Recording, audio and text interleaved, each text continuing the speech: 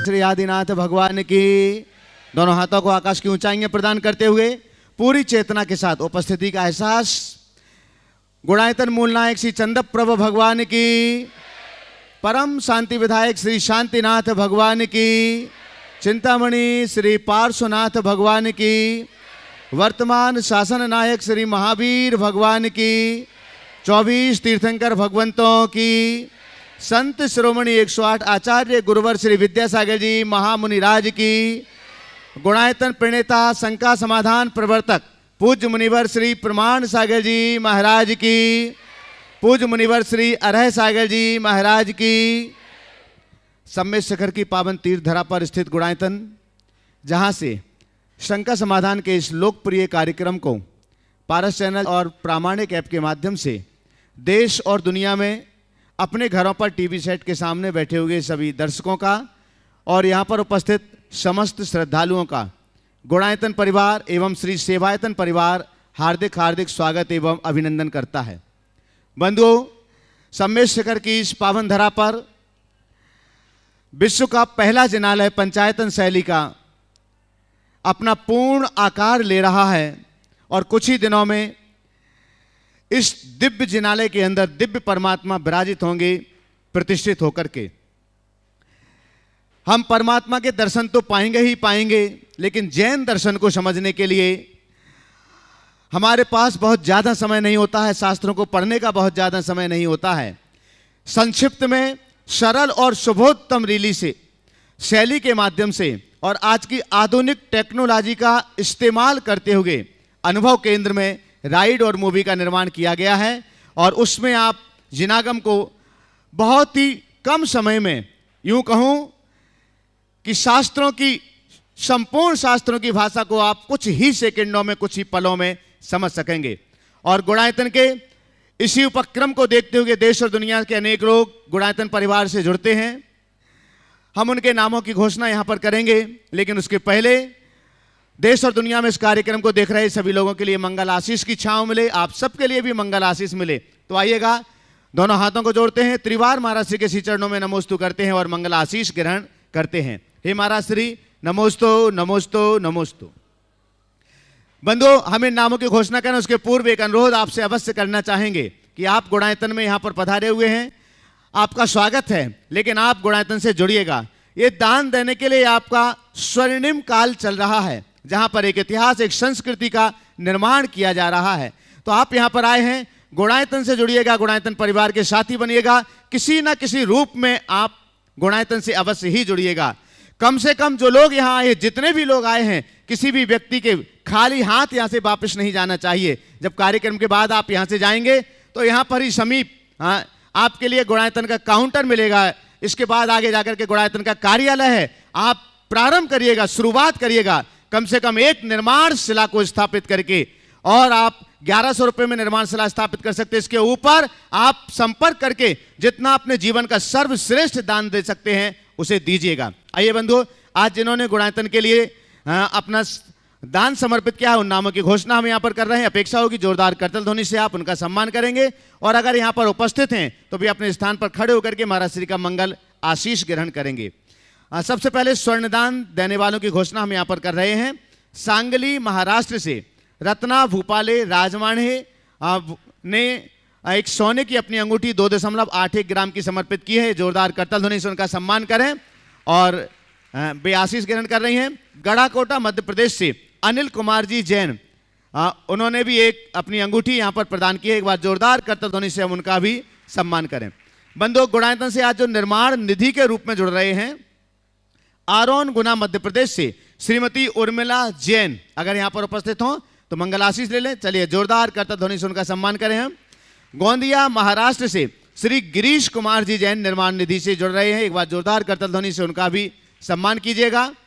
आज गुणायतन से निर्माण मित्र के रूप में जुड़ रहे हैं निवाई टोंक राजस्थान से श्री गप्पूलाल जी, विमल कुमार जी, राकेश कुमार जी, दिलीप जी, महेंद्र जी, समस्त जगतपुरा वाला परिवार। जोरदार करतल ध्वनि से हम अनुरोध करेंगे मंच पर पहुंचे। श्री गप्पूलाल जी, विमल जी, राकेश जी, दिलीप जी और महेंद्र जी, समस्त जगतपुरा वाला परिवार मंच पर आए और आपके सम्मान के लिए हम आमंत्रित कर रहे हैं। यहाँ पर आशीष जी देहरादून से हमारे बीच हैं, गुणायतन के परियोजना निर्देशक और शिरोमणि संरक्षक आशीष जी पहुंचे और आज जो गुणायतन से निर्माण मित्र के रूप में जुड़ रहे हैं उनका सम्मान यहाँ पर करेंगे। गुणायतन से ही निर्माण मित्र के रूप में जुड़ रहे हैं नलवाड़ी आसाम से श्री माणिक चंद जी प्रकाश जी झांझरी। श्री माणिक चंद जी प्रकाश जी झांझरी नलवाड़ी आसाम से अगर यहां पर उपस्थित हो तो मंच पर पहुंचे आइएगा। आपके सम्मान के लिए हम आमंत्रित कर रहे हैं श्री असित जी वेनाडा कोलकाता से गुणायतन टिस्टी और साथ में कपूर चंद जी कोटा पहुंचेंगे सम्मान करने के लिए। आज गुणायतन से श्री माणिक चंद जी प्रकाश चंद जी झांझरी नलवाड़ी आसाम से जुड़ रहे हैं।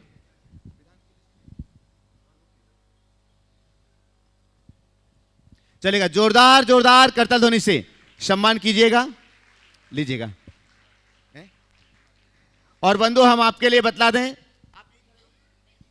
अच्छा इस तरह, हाँ ठीक है, हाथ लगाओ, अच्छा तांगी आओ, जोरदार जोरदार करताल ध्वनि से सम्मान करें। हाँ बंधु आगे प्रश्न के लिए तैयार रहेंगे।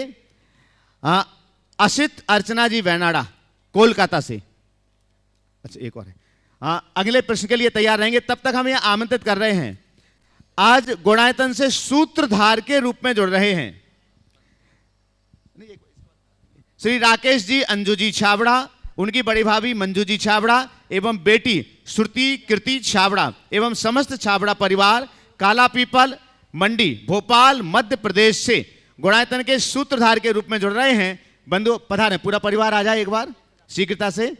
और हम आपके लिए बतला दें, पूज्यवर मुनिश्री अरह सागर जी महाराज जी का चातुर्मास काला पीपल में हुआ था और बहुत ही गुरु भक्ति पूर्वक उन्होंने चातुर्मास संपन्न करवाया था और आज उनकी ही प्रेरणा से वे गुणायतन में सूत्रधार के रूप में गुणायतन परिवार से जुड़ रहे हैं। आपका सम्मान करने के लिए हम आमंत्रित कर रहे हैं। चलेगा, असित अर्चना जी बैनर सम्मान करें जोरदार जोरदार करताल ध्वनि से। आप लोग करताल ध्वनि का अवदान दीजिएगा, ये अनुमोदना का पुण्य तो हम अपनी झोली में ले ही सकते हैं कम से कम।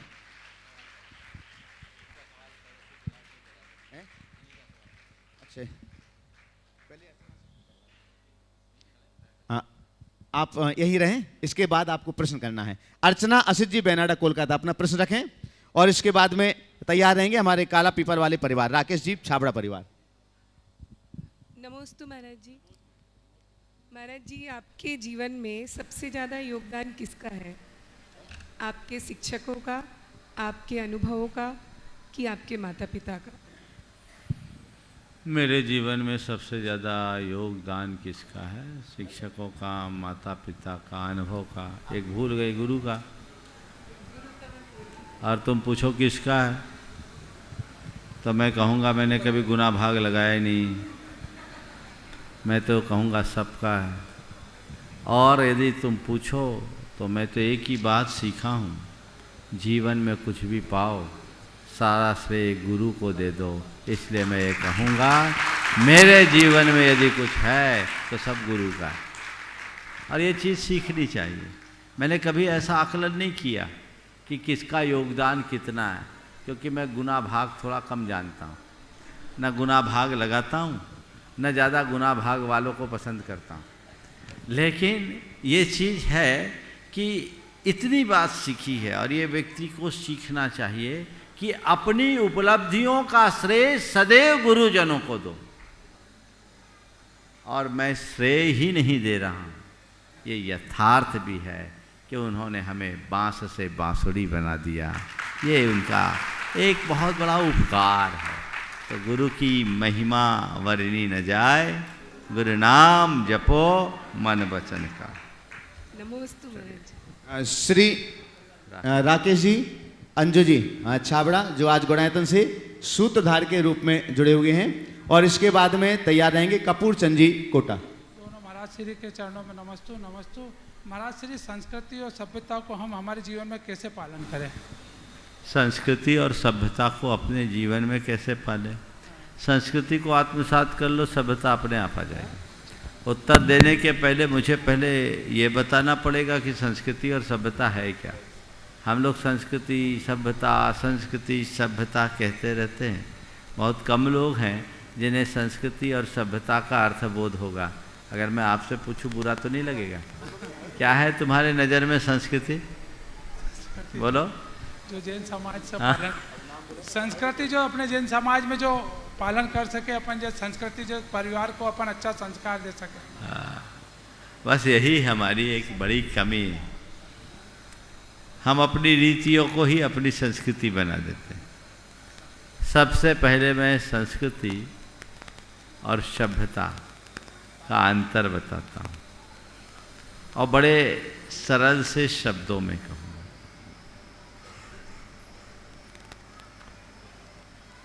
दूध दुहना प्रकृति है। दूध दुहना प्रकृति है। दूध का फट जाना विकृति है और उस दूध को घी बना देना संस्कृति है। दूध दुहना प्रकृति, दूध का फट जाना विकृति, दूध से घी बनाना संस्कृति और दूध को ढोल देना दुष्कृति। ये तो 4 हो गए। आपने पूछा संस्कृति क्या है, तो अपनी प्रकृति को पूर्ण रूप से निखारने का नाम ही संस्कृति है, जो दूध को घी का रूप देना है। समझ गए? अपनी योग्यता, अपनी क्षमता को निखारना हमारी संस्कृति है। जैसे पत्थर से भगवान तराशना है, आत्मा से परमात्मा बनाना है। जो जीवन को निखारने की प्रक्रिया, उसका नाम संस्कृति है। और अपने उस संस्कृत रूप को संभाले रखना हमारी सभ्यता है। समझ गए? तो जो हमारी सांस्कृतिक परंपराएं हैं उन्हें संभालो। हालांकि सभ्यता का अर्थ व्यापक अर्थ में है। हमारे रहन सहन, रीति रिवाज, वेशभूषा, ये हमारी सभ्यता से जुड़ गए। पर सभ्यता हमारी तभी फलीभूत होती है जब वो संस्कृति के साथ जुड़ी होती है। वर्तमान में हमारी सांस्कृतिक चेतना दिनों दिन क्षीण हो रही है और इसकी वजह से हमारी सभ्यता में भी ढेर सारी बुराइयां घुसने लगी है। बल्कि हमने पश्चिमी सभ्यता का अंधानुकरण करके अपनी मौलिक परंपरा को छिन्न भिन्न करना शुरू कर दिया। सांस्कृतिक निष्ठा जगेगी तभी हम सभ्यता को संभाल सकेंगे और उसका विकास कर सकेंगे। कपूर चंद जी कोटा आगे तैयार रहेंगे। आशीष जैन देहरादून, शिरोमणि संरक्षक गुणायतन। युगल मुनिराजों के चरणों में मेरे परिवार का, गुणायतन परिवार, हाड़ौती संभाग, मेवाड़ प्रांत का त्रिबार नमोस्तु नमोस्तु नमोस्तु। सकल दिगंबर जैन समाज कोटा की तरफ से वहाँ के सकल दिगंबर जैन समाज के अध्यक्ष श्री विमल चंद जी नानता वाले और उसकी पूरी कार्यकारिणी ने सकल दिगंबर जैन समाज का नमोस्तु कहा गया है। सबको आशीर्वाद सवाल करो। प्रमाणिक समूह दिल्ली के द्वारा भी, विद्या प्रमाणिक समूह दिल्ली के द्वारा भी नमोस्तु कहा गया है। उनकी एक मार्दन चाहा गया है गुरुदेव कि अभी आचार्य भगवान के ऊपर जो फिल्म बन रही है उसको कल थिएटर बुक करवा के, दिल्ली में फुल थिएटर बुक करवा के वो फिल्म दिखाई जा रही है। एवं ये अनवरत जारी रहे, इसके लिए उनको क्या प्रयास करना चाहिए, कृपया मार्गदर्शन दीजिए। हाँ, फिर से बोलिए। प्रमाणिक समूह दिल्ली के, विद्या प्रमाणिक समूह दिल्ली के द्वारा नमोस्तु कहा गया है। कल उनके द्वारा जो आचार्य भगवान के ऊपर जो फिल्म बन रही है पूरे दिल्ली के थिएटर के अंदर उसको कल दिखाई जा रही है। उन्होंने मार्गदर्शन चाहा कि इसका अनवरत ये क्रम जारी रहे। उन्होंने मार्गदर्शन चाहा कि इसका ये अनवरत क्रम जारी रहे, इसके लिए उनको क्या प्रयास करना चाहिए और आपका आशीर्वाद चाहिए। देखिए, विद्या प्रमाणिक संघ ने बहुत अच्छे काम किए हैं और अच्छा है, मुझे सुन के बड़ी प्रसन्नता है कि अच्छे काम की कड़ी में एक नई कड़ी जुड़ रही है। और इस संघ ने परम पूज्य गुरुदेव के ऊपर जो अंतर्यात्री महापुरुष बहुत अच्छी मूवी बनी है, मैंने देखा तो नहीं है पर उसके ऐड को देखा है। पर जो देख रहे हैं, जिन लोगों ने देखा है, वाकई में बड़ी अद्भुत है।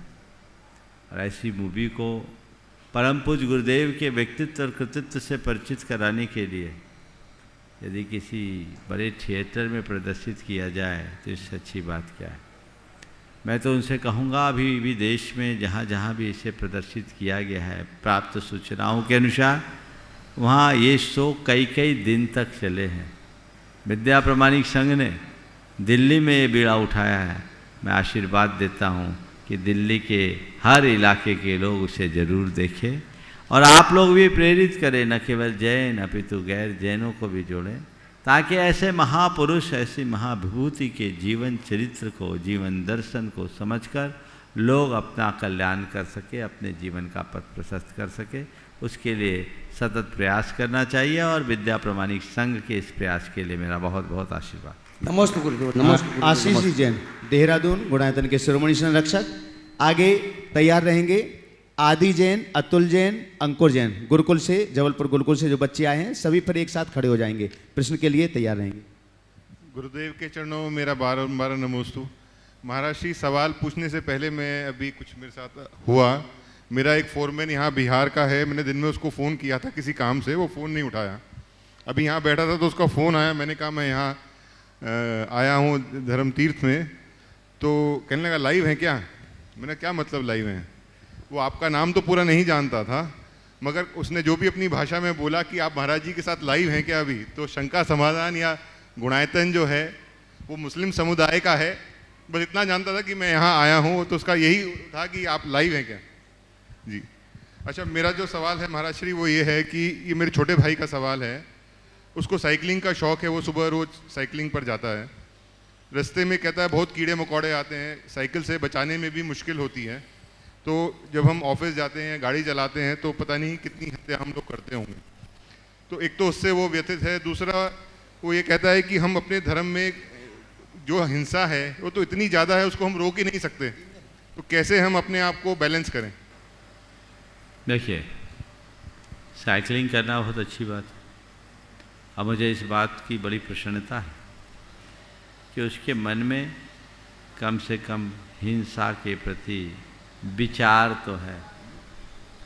ज़्यादातर लोग तो हिंसा का विचार भी नहीं करते, प्रवृत्तियां करते रहते हैं।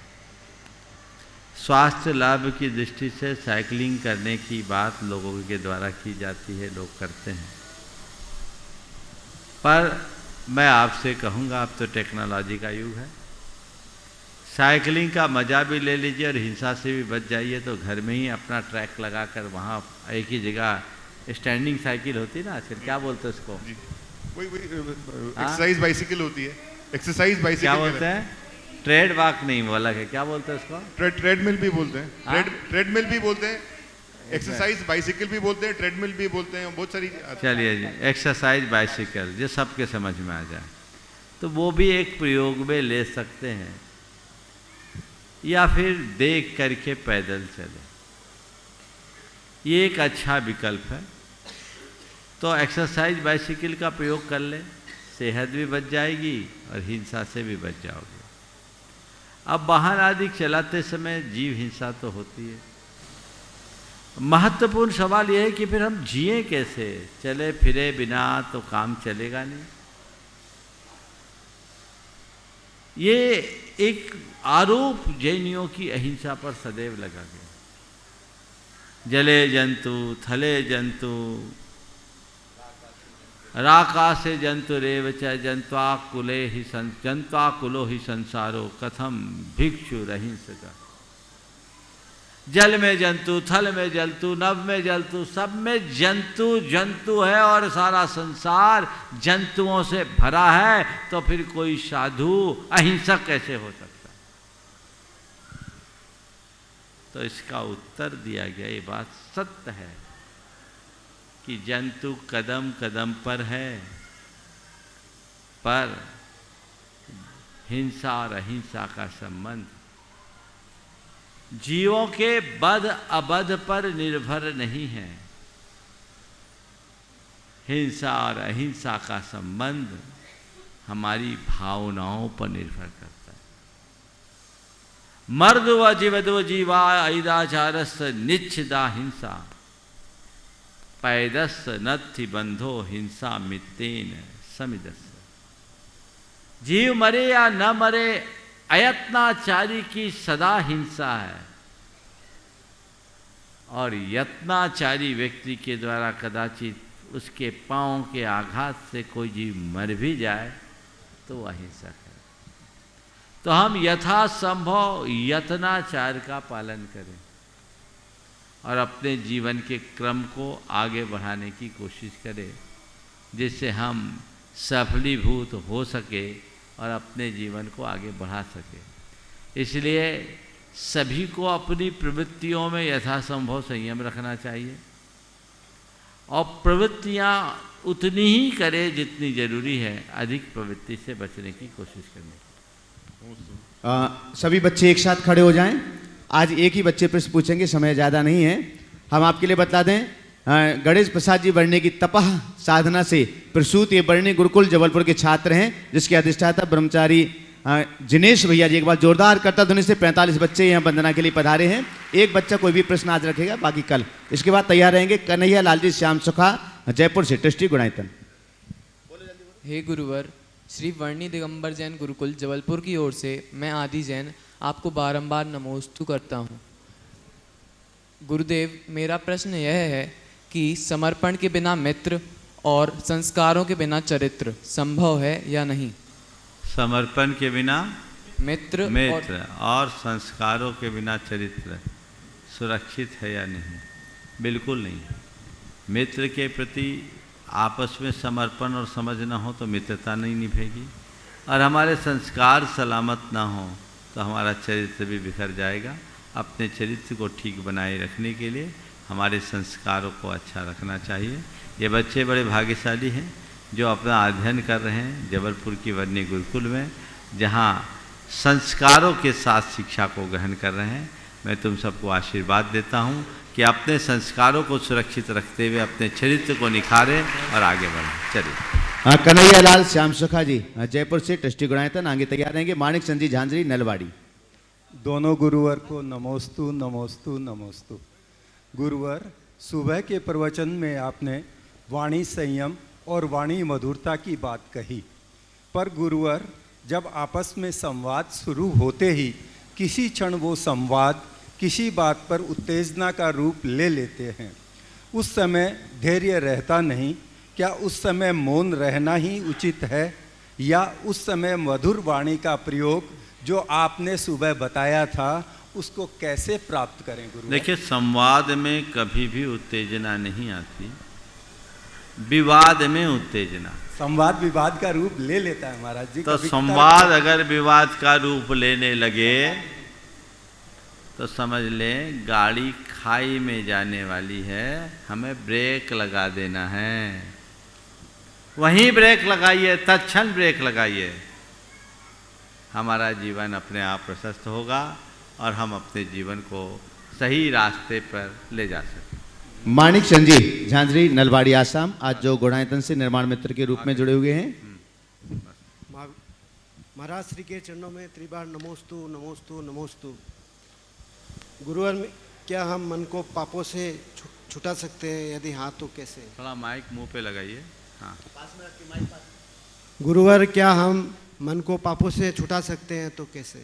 मन को पापों से नहीं छुड़ा सकते तो धर्म काहे को करते? पापों से बचाने के लिए तो मन हम धर्म करते हैं। तो मन को पापों से बचाने के लिए एक ही रास्ता है, उसको धर्म में रमा दो, पाप से अपने आप बच जाओगे और हमारे जीवन का पथ प्रशस्त हो जाएगा। कैलाश चंद जी अजमेर। महाराज जी के चरणों में परिवार नमोस्तु नमोस्तु नमोस्तु। मोदी परिवार की नमोस्तु। महाराज जी, मेरा प्रश्न है, किस भौतिक युग में जो नए लड़के एवं युवतियाँ हैं, वो मासिक धर्म से जो महिलाएं होती हैं, उनके हाथ से भोजन करना या उनको भोजन देना महिलाओं का, इसमें क्या? देखिए, ये बहुत ही महत्वपूर्ण सवाल है।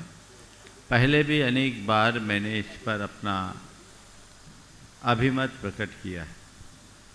दरअसल हमें अपने कुलाचार के पालन में दृढ़ रहना चाहिए। जो हमारी प्राकृतिक व्यवस्थाएं हैं हमें उनके अनुकूल जीना चाहिए। मासिक धर्म के दिनों में हमारे यहाँ महिलाओं को 3 दिन घर गृहस्थी के कार्यों से दूर रहने का जो विधान किया है वो बहुत उचित है और उन दिनों उन्हें उसका पालन करना ही चाहिए। इसके पीछे ये मत देखिए कि ये छुआछूत की बात है, ये प्राकृतिक चीज़ें हैं, इनको क्यों रोकें। ये केवल इसलिए कि महिलाओं को हम इन 3 दिनों विशेष सुविधा दें, उन्हें रेस्ट दें। वो रेस्ट के दिन हैं। आप 24 घंटे काम करते तो आपको रेस्ट चाहिए, तो कम से कम महिलाओं को भी तो 3 दिन आराम चाहिए, और तब तो और भी ज़्यादा जब उनके शरीर में हरासमेंट अधिक हो।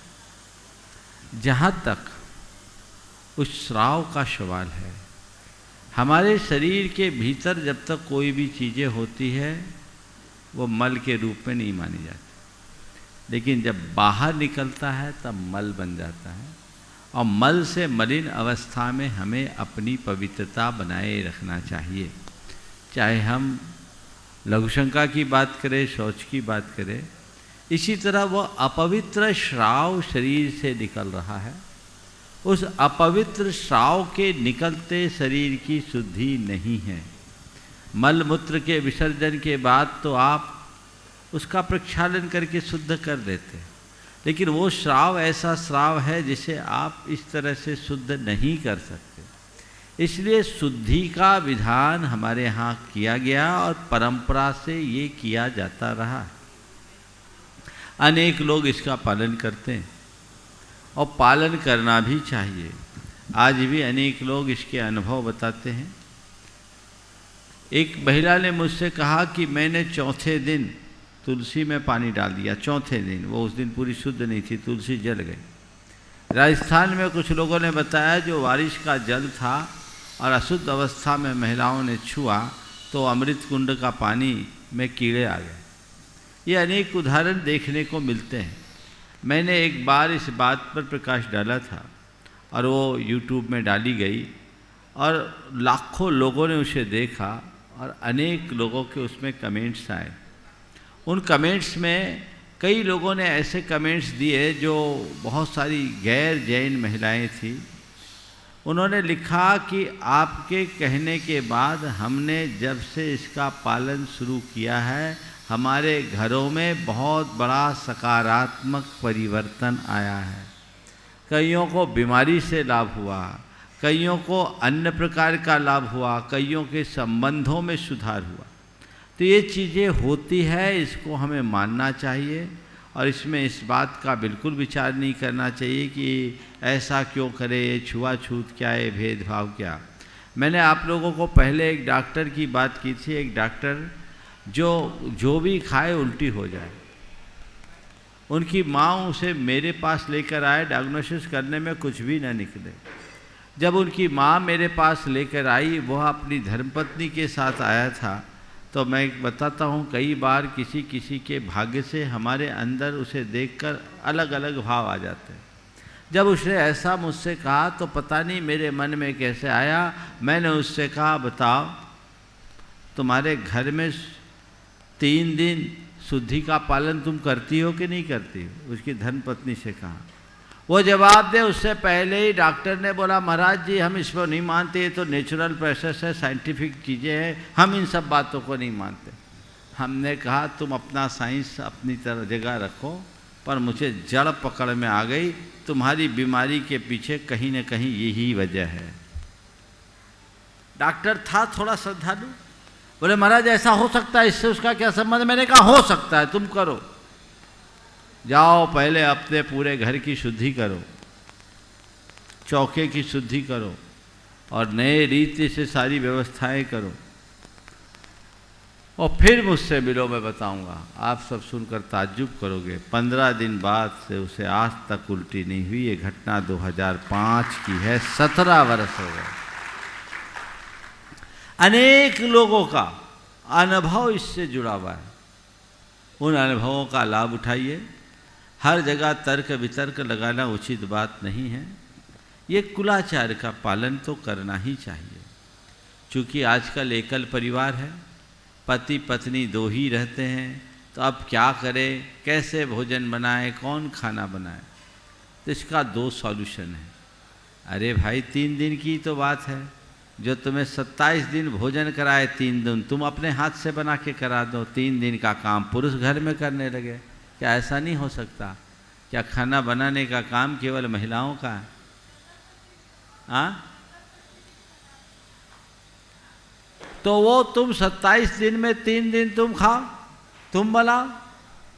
और ऐसा नहीं कर सकते तो कई शहरों और गांवों में एक अच्छी व्यवस्था बनी कि मंदिरों में या समाज की धर्मशालाओं में लोगों ने ऐसी भोजनशालाएं चालू कर दी जहां अशक्त लोग और जिन घरों में ऐसी असुविधा है उनको टिफ़िन के साथ भोजन सुलभ करा सके। और ये व्यवस्था अगर सब जगह हो जाए तो बहुत उत्तम है। उदयपुर में है, जयपुर में है, अजमेर में है, सागर में भी है, कई जगह ऐसा कर दिया गया और ये हर गांव शहर में होना चाहिए, तो ये समस्या भी सॉल्व हो जाएगी।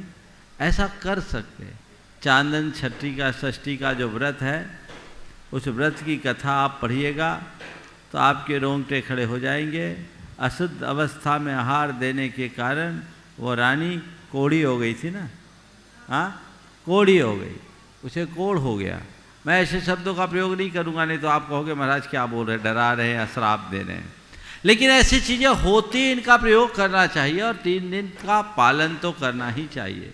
कई घरों में वरिष्ठ महिलाएं बाध्य करती है बहुओं को कि तुमको बनाना पड़ेगा, हम इन सब चीज़ों को नहीं मानते। ये घोर हीनाचार है, शिथिलाचार है। आपके अंदर बहुत सारी नकारात्मकताएं उससे हावी होगी। एक बात ध्यान रखना, हमारे मंत्र तंत्र के जो शास्त्र हैं उनमें एक बात कही जाती है कि किसी भी मांत्रिक या तांत्रिक की गद्दी तभी तक अपना काम करती है जब तक उसमें पवित्रता रहती है। ऐसा कहा जाता है कि किसी की शक्ति को समाप्त करना है तो उसकी गद्दी में जाके मल डाल दो, यानी जहाँ मल होता है वहाँ सारी सकारात्मकताएं समाप्त हो जाती है, नकारात्मकता का प्रवेश हो जाता है। तो ऐसे ही यदि आपके शरीर से इस तरह से मल का स्राव होता रहे, वो तो मल ही है, और मल का स्राव होता रहे और आप उस समय इस तरह सब चीज़ों को छुएंगे छाएंगे तो उसके संसर्ग से नकारात्मकता फैलेगी और वो नकारात्मकता का दुष्प्रभाव आपके पूरे परिवार पर पड़ेगा, आपके स्वास्थ्य पर पड़ेगा। इसलिए हमारे शास्त्रों में ऐसे घरों को आहार दान के भी अयोग्य माना गया है, जिनके घर में ऋतुकाल संबंधी शुद्धि नहीं होती, ऋतुचर्या का पालन जहाँ नहीं होता, वो आहार दान देने के भी अयोग्य हैं। इसलिए इन बातों को ध्यान में रखना चाहिए। मैं आपसे बता रहा हूँ, जैसे पहले जो कमेंट्स आए थे, बहुत सारे कमेंट्स आए और कई ज़्यादातर कमेंट्स ऐसे सकारात्मक कमेंट्स आए, वो आज उपलब्ध हो तो मैं ज़रूर एक बार देखना चाहूँगा। लेकिन फिर कुछ लोग जो धर्म विद्वेषी लोग, जो भारतीय संस्कृति पर विश्वास नहीं करते, जिनका भारतीय मूलभूत भारतीय धर्मों पर विश्वास नहीं है, उन लोगों ने कुछ अनर्गल टिप्पणियाँ करना शुरू कर दी, तो उनको देखते हुए कमेंट्स को डिसेबल कर दिया प्रमाणिक समूह ने।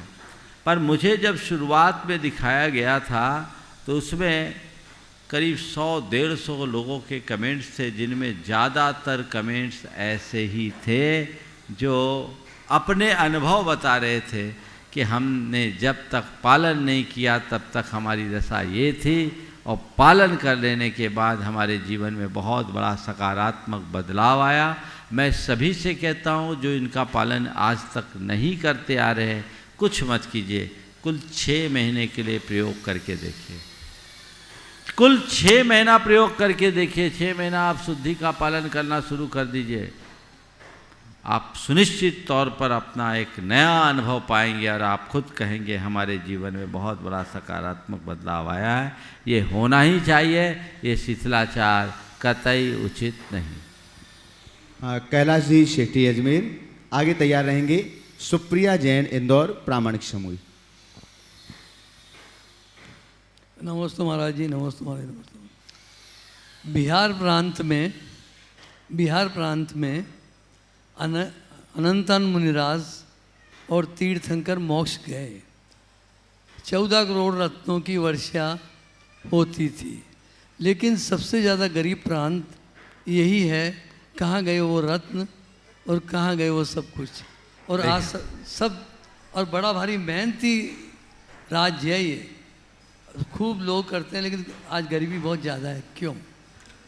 देखिए, जहाँ तक तीर्थंकरों के जन्म काल में रत्नों की वर्षा का सवाल है, तो दिव्य निधियाँ जिनके पुण्य से बरसती है उनके रहने तक ही रहती है, उनके जाने के बाद जहाँ से आती वहीं चले जाती। भगवान के पुण्य के प्रताप से गिरी, उस समय जिसने जितना लाभ ले लिया सो ले लिया। भगवान के मोक्ष जाने के बाद चीज़ें भी मुक्त हो गई, इसलिए उन निधियों से इनका कोई संबंध नहीं है कि कोई भगवान की निधियों को संभाल कर रखे और वो अपने जीवन को निहाल कर ले। अब रहा सवाल गरीबी का, तो मुझे इस क्षेत्र की गरीबी के पीछे एक बात समझ में आती है। ये क्षेत्र कभी भगवान महावीर और भगवान पार्श्वनाथ का अनुयायी रहा था। ऐसे बहुत सारे अवशेष भी मिलते, उल्लेख भी मिलते। उस समय सभी के सभी लोग अहिंसा पथानुगामी रहे होंगे। धीरे धीरे सानिध्य संसर्ग संपर्क के अभाव में संस्कार बिगड़े और लोग हिंसोन्मुखी होने लगे। वही हिंसा इनके पुण्य का क्षय करने लगी, पाप को प्रबल बनाने लगी और जिसके परिणाम स्वरूप पतन होने लगा। और ऐसा भी हमने सुना है कि अन्य क्षेत्रे कृतम पापम धर्म क्षेत्रे विनश्यति, धर्म क्षेत्रे कृतम पापम वज्रलेपो भविष्यति। तो ये धर्म क्षेत्र है, यहाँ अगर कोई पापाचार करेगा तो कैसे पनपेगा। इसलिए धर्म क्षेत्र में रहने वालों के हृदय में धर्म की ज्योत जगाने की जरूरत है। अगर यहाँ के लोगों में वही सांस्कृतिक चेतना जाग जाए जिससे इस क्षेत्र को पहले पहचाना जाता था, तो मैं दावे के साथ कह सकता हूँ ये प्रदेश पूरे विश्व में अग्रणी प्रदेश की श्रेणी में आए। तो आवश्यकता है हमें उस प्रकार की भावनाओं को जगाने की जिससे इस देश की विशिष्ट पहचान बन सके। सुप्रिया जैन इंदौर प्रामाणिक समूह आगे तैयार रहेंगे। देवेंद्र जी अजमेरा गया दृष्टि गुणायतन। नमोस्तु गुरुदेव, प्रामाणिक समूह एनिमेटेड टीम की तरफ से नमोस्तु। महाराज जी, तीर्थंकर चरित्र जानने के उद्देश्य से शांतिनाथ भगवान की एनिमेटेड सीरीज रिलीज की है। इसके 4 पार्ट रिलीज कर चुके हैं। शांतिनाथ भगवान के जीव ने तीर्थंकर बनने से कुछ बहु पहले तीर्थंकर के पुत्र और चक्रवर्ती का पद पाया था। हम आज की युवा पीढ़ी अगर थोड़ा सा भी कुछ न मिले तो हताश हो जाते हैं, डिप्रेशन में चले जाते हैं। और तीर्थंकर की श्रृंखला में हमने देखा कि उन्होंने फिर से चक्रवर्ती पद पाया और अपने पुरुषार्थ से स्वयं तीर्थंकर पद पाया। महाराज जी, इस श्रृंखला से हम क्या सीख लें, कैसे पुरुषार्थ करें कि हम हताश ना हो और हम अपने पुरुषार्थ में कोई कमी ना लाए। देखिए, पहले तो मैं पूरे प्रामाणिक समूह को आशीर्वाद दूंगा कि बहुत अच्छा काम कर रहे हैं, और आप लोगों से कहूँगा प्रामाणिक पाठशाला से जुड़ें और प्रामाणिक कहानियाँ आप खुद सुने और अपने बच्चों को सुनने के लिए प्रेरित करें। बहुत अच्छी एनिमेटेड स्टोरीज है जिसको आप सुनना शुरू करेंगे तो छोड़ने का मन नहीं होगा, और न केवल उससे कहानियाँ सुनेंगे अपितु अपने जीवन निर्माण के कुछ सूत्र भी पा सकेंगे। आपने पूछा है कि जब तीर्थंकरों के जीवन में इतना उतार चढ़ाव आता है तो हम सामान्य व्यक्तियों के जीवन में भी तो उतार चढ़ाव हो सकता है, और जीवन में होने वाले इस प्रकार के उतार चढ़ाव में हम ठहराव कैसे लाएं? एक बहुत अहम प्रश्न है। व्यक्ति को हमेशा एक बात समझना चाहिए कि मनुष्य के जीवन में उतार चढ़ाव आता है।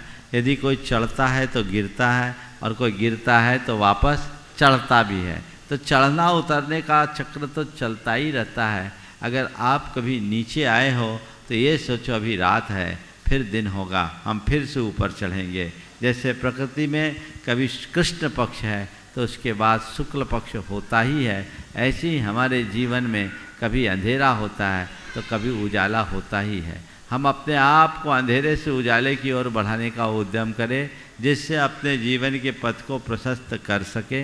इन सब बातों में बिल्कुल भी हताश न हो। हम उनके जीवन के प्रसंगों को एक कहानी की तरह न सुने, उनके उस कहानी से कुछ सीख लेने की प्रेरणा जगाएं कि वो हम चीज़ों को खोते भी हैं और पाते भी हैं। जो खोया जाता है वो भी हमारा नहीं, और जो हमने पाया है वो भी हमारा नहीं। हमारे तीर्थंकर भगवंतों ने हमें यही सिखाया है, हमारा क्या है, हमारा केवल वो है जो हमारा आत्म तत्व है, बाकी सब पराया है। कर्मों का खेल है, जगत की माया है, आज है रहे न रहे, कल सबका सफाया है। इसलिए जो सामने है उसे देखो, उनका उपयोग करो, उपभोग करो और अपने जीवन को अग्रसर करने की कोशिश करो। देवेंद्र जी अजमेरा गया, ट्रस्टी गुणायतन। आगे तैयार रहेंगे हेमराज जी निवाई।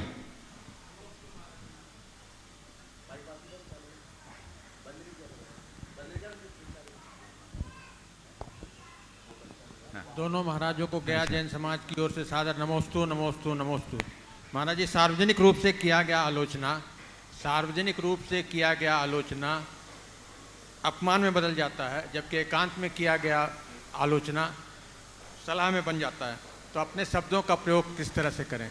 सार्वजनिक रूप से की गया अनुष्ठान, आलोचना आलोचना सार्वजनिक रूप से की गई आलोचना अपमान में बदल जाती है, अपमान में बन जाता है, और अकेले में की गई आलोचना सलाह में बन जाती है, सलाह में परिवर्तित। देखिए, आलोचना तो हर व्यक्ति को अपमानित करती, सार्वजनिक रूप से की गई आलोचना तो और भी ज़्यादा अपमानित करती है। तो हमें कभी किसी की सार्वजनिक आलोचना नहीं करनी, और एकांत में भी आलोचना मत करो, समालोचना करो।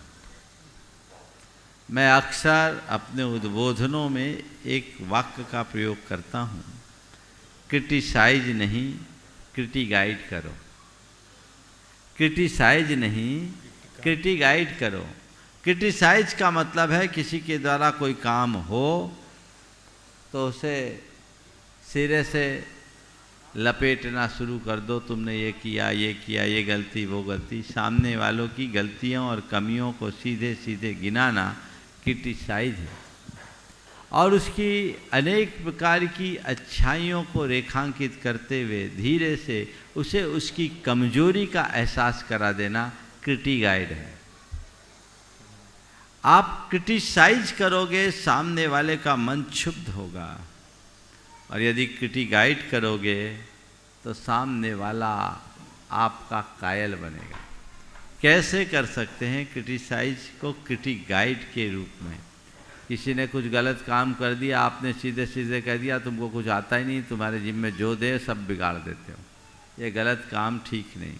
जैसे मान लीजिए आपने अपने अधीनस्थ किसी कर्मचारी को एक लेटर लिखने के लिए कहा,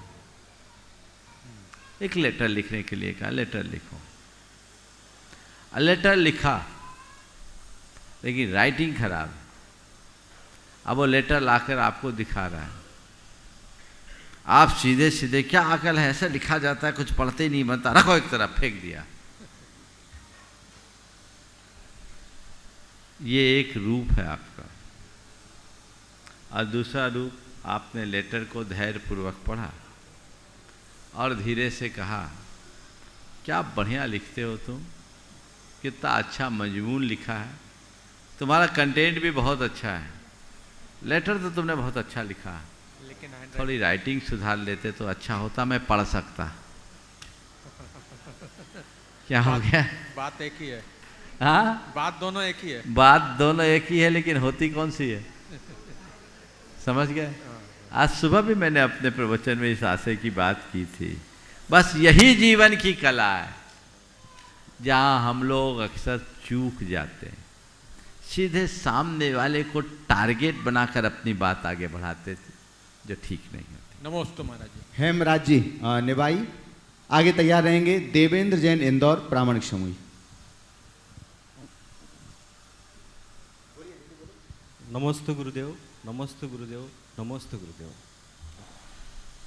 मन ही मन को जानता, यही मन की प्रीत, मन ही मनमानी करे, यही मन का मीत, मन झूमे मन बावरा, यही मन की अद्भुत रीत, मन के हारे हार है, मन के जीते जीत। तो गुरुदेव, मन में तो बहुत जीतने की चाह है, मन में तो बहुत लालसा है, इस बात को कैसे समझें कि हम मन के हारे हार हैं और मन के जीते जीते हैं? मन में जीतने की बहुत चाह है और मन में बड़ी लालसा है। हम कैसे माने कि मन के हारे हार है और मन के जीते जीत? चाह और लालसा मन के हार का कारण नहीं है। मन में हताशा भर जाना ही मन के हार का कारण है। हाँ, मनुष्य के मन में पलने वाली चाह और लालसा उसे आगे बढ़ने के लिए प्रेरित भी करती है, पर अधिक चाह और अत्यधिक लालसा उसे एक मकड़ जाल में फंसा देती। चाह होनी चाहिए, लालसा भी भाव होना चाहिए, पर उसकी अधिकता नहीं होनी चाहिए। हमेशा एक बात ध्यान में रखो, पानी के प्रवाह में ही नाव चलती है। नाव को आगे बढ़ाने के लिए पानी का प्रवाह हो तो अच्छा होता है, लेकिन पानी के प्रवाह में नाव आसानी से चल सकती है, पर बाढ़ में नाव चलाना बहुत कठिन होता है। हमारे मन में इच्छाएं हों चलेगी, चाहते हों चलेगी, लेकिन उनकी बाढ़ आ जाए तो हमारी नैया डूबे बिना नहीं रहेगी। इस बात का ध्यान रखना।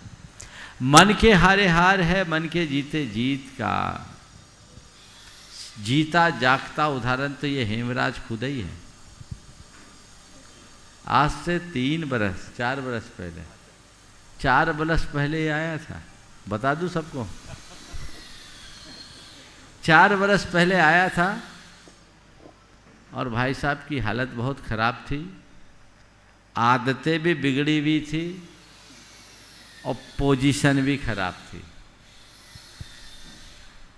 दोनों तरफ से इन्होंने अपने बिजनेस को भी डब्बा कर दिया था और अपनी आदतों के कारण खुद भी परेशान थे, घर भर के लोग भी परेशान थे। जब ये व्यक्ति आया, बहुत हताशा से भरा था। एक दो लोगों ने बोला, महाराज ये आदमी कुछ समझ में नहीं आ रहा है। मुझसे कहा, परिचय भी नहीं था, शायद पहली बार आया था। लोगों ने मुझसे कहा, महाराज ये आदमी कुछ समझ में नहीं आ रहा। मैंने कहा, इसे समझाने की ज़रूरत है, आदमी बहुत बदल सकता है, इसमें क्षमता है। और जब मैंने इसे कुछ समझाया, थोड़े दिन मेरे पास रहा, आज पश्चिम से पूरब की ओर लौट करके आया है। और ये मैं इसके कहने से नहीं बोल रहा हूँ, ये बंदा निवाई का है और इन दिनों निवाई के बहुत लोग आ रहे हैं। पिछले सप्ताह भर से 10 दिन से लोगों ने बोला, महाराज जी आपने हेमराज का काया पलट कर दिया, वो बदल गया। तो मैं उनसे सुन कर के बोल रहा हूँ कि मनुष्य यदि ठान ले तो उसके लिए कुछ भी असंभव नहीं है। तुम्हारे भीतर का ये परिवर्तन किसने कराया? किसने? हमने नहीं, हमारे आशीर्वाद में नहीं, तुम्हारे मन ने, जिसने हमारी बात को ग्रहण करके पकड़ लिया और ठान लिया। तुम कह रहे हो आपके आशीर्वाद ने। आशीर्वाद तो बहुतों को बांटता हूँ, रोज बांटता हूँ, थोक में भी देता हूँ, लेकिन आशीर्वाद लेने वाले थोड़े होते हैं। तो जो ले लेता है उसका जीवन बदलता है। तो हमारे समस्त वृत्तियों और प्रवृत्तियों का नियंत्रण, संचालन सब हमारे मन पर निर्भर करता है। इसलिए मन को मोड़ो। साधु संतों के पास तुम्हें क्या मिलेगा? धन दौलत, ये सब तुम्हारे पास कुछ नहीं मिलेगा। जब हमारे ही पास नहीं है तो तुम्हें कहाँ से देंगे? हाँ, और जिसे हमने व्यर्थ छोड़ के समझ के छोड़ दिया, उसकी चर्चा तुम्हें कहाँ से दें? साधु संतों के पास तुम धन दौलत के लिए मत जाओ, साधु संतों के चरणों में जाकर अपने मन की दिशा मोड़ने की कला सीख लो, तुम्हारे जीवन का कायाकल्प हो जाएगा। यदि मन की दिशा एक बार मुड़ गई तो तय मानकर चलना, बेड़ा पार। देवेंद्र जैन इंदौर प्रामाणिक समूह। आगे तैयार रहेंगे पवन अतुल झांझरी इंदौर। नमस्ते गुरुदेव। गुरुदेव, जब हम किसी बस या ट्रेन में सफ़र करते हैं तो हम स्लीपिंग मोड में चले जाते हैं, जैसे ही कोई ब्रेक लगता है तो वापस हम एक्टिव मोड में आ जाते हैं या सजग हो जाते हैं। वैसे ही हमारी ज़िंदगी में भी ऐसे ही स्लीपिंग मोड चलता रहता है, अगर एक ही हम लय में चलते रहते हैं। तो ऐसा ज़िंदगी में कौन सा ब्रेक लगाएं ताकि हम लोग हमेशा अलर्ट रहें? बस या ट्रेन में सफ़र करते समय स्लीपिंग मोड में चले जाते हैं, ब्रेक लगता है तो हम चैतन्य होते हैं। आपने पूछा है कि जीवन के स्लीपिंग मोड में हम ब्रेक कैसे लगाएं ताकि हमेशा एक्टिव ही बने, हमेशा एक्टिव बने रहें। मेरा आप सबसे कहना है, शायद देखा भी होगा, बस ट्रेन में हर कोई स्लीपिंग मोड में नहीं जाता। स्लीपिंग मोड में कौन जाता है? जिसके पास कोई काम नहीं होता। मेरे संपर्क में बहुत सारे लोग हैं जो ट्रैवल करते समय भी अपना ढेर सारा काम निपटाते हैं, बल्कि कहते हैं हम अपना ज़्यादातर काम तो ट्रैवलिंग के समय ही करते हैं। यहाँ भी बैठे होंगे लोग, हैं कि नहीं? बोलो। हाँ, उनके लिए ब्रेक लगाने की ज़रूरत नहीं है, क्योंकि उनके पास टाइम नहीं है, उनके सामने उनका ध्येय, उनका लक्ष्य है जिसे उन्हें पूरा करना है। तो मैं एक वाक्य में तुम्हारी बात का समाधान दूंगा और कहूँगा, अपने लक्ष्य को सामने रखो तो कभी स्लीपिंग मोड ही नहीं रहेगी, और जब स्लीपिंग मोड ही नहीं तो ब्रेक की ज़रूरत कहाँ। जीवन में ब्रेक की ज़रूरत नहीं है, केवल अपने ब्रेन को ठीक रखने की ज़रूरत है। समझ गए? और ठीक रास्ते पर चलो, अपने लक्ष्य को सामने रखो, लक्ष्योन्मुखी बनो, कंफर्ट जोन में ज़्यादा मत रहो। और जब हमारे सामने हमारा लक्ष्य होता है तो कब सुबह होती है कब शाम होती है कुछ पता ही नहीं चलता। व्यक्ति के सामने केवल और केवल उसका काम होता है। यही हमारे जीवन का सबसे बड़ा सार है जिसे हमें अपनाना चाहिए। पवन अतुल झांझरी इंदौर। हेलो, नमस्ते भगवान। प्रश्न में कुछ त्रुटि हो तो क्षमा करें। जैन धर्म में श्रावक के लिए देव दर्शन, रात्रि भोजन त्याग, छना पानी की बातें और भी प्रमुख बातें हैं। गुरुदेव, समय के साथ इन बातों में बहुत कुछ परिवर्तन हो गया। युवाओं के लिए तो मालूम ही नहीं क्या क्या परिवर्तन हुआ। कुछ गलत दिशा में चल रहे हैं, कुछ गलत दिशा में पहुंच चुके हैं। जैसे अधिकतर शादियों में आलू प्याज का प्रयोग होना, मोबाइल का ज़्यादातर प्रयोग होना, देव दर्शन नहीं करना और उसके लिए बोलना समय की कमी है। ऐसी बहुत सी बातें हैं जो मूलभूत सिद्धांत से अलग हो गए। गुरुदेव, मेरा प्रश्न यह है कि क्या कभी सभी आचार्य या मुनि संघ या जो भी बड़े बड़े हमारे गुरु हैं उनका कोई एक समूह बन के हम युवाओं के लिए एक जो अधिकतर धर्म के सिद्धांत या संविधान है, कुछ संविधान ऐसे बन जाएं जिनका सभी को पालन करना आवश्यक हो, जिससे सभी अपने मूल रास्ते पे चल सके। क्योंकि जिन वाणी में विस्तार है, गुरु की वाणी में सार है। और यह हमने अभी देखा। देखिए, बहुत अच्छी बात आपने की और ये बात होनी चाहिए। हम लोग रोज़ प्रेरणा देते हैं, जिन लोगों में भटकाव है उन्हें रास्ता में लाना चाहिए। लेकिन आपने जो सुझाव दिया है वो सुझाव व्यवहारिक नहीं है और जैन धर्म की दृष्टि से उचित भी नहीं। जैन धर्म डंडा मार करके सुधार करने की बात नहीं करता। जैन धर्म हृदय परिवर्तन पर विश्वास करता है। आपके लिए अगर कुछ स्वीकारना है तो उसके लिए किसी संहिता को सामने रखने की ज़रूरत नहीं है, केवल आपको समझ लेने की ज़रूरत है मेरे लिए क्या सही है और क्या गलत है। आज लोग आधुनिकता की दौड़ में अपनी मौलिकता को खोते हैं, जिसके परिणाम स्वरूप ये सारी दुविधाएं होती हैं। हम मौलिकता को आत्मसात करके आगे चले तो ये दुविधाएं दूर होगी। समय आप सबका हो गया है। आज के इस सत्र को परम पूज्य गुरुदेव के चरणों में नमन अर्पित करते हुए मैं यहीं पर विराम दे रहा हूँ।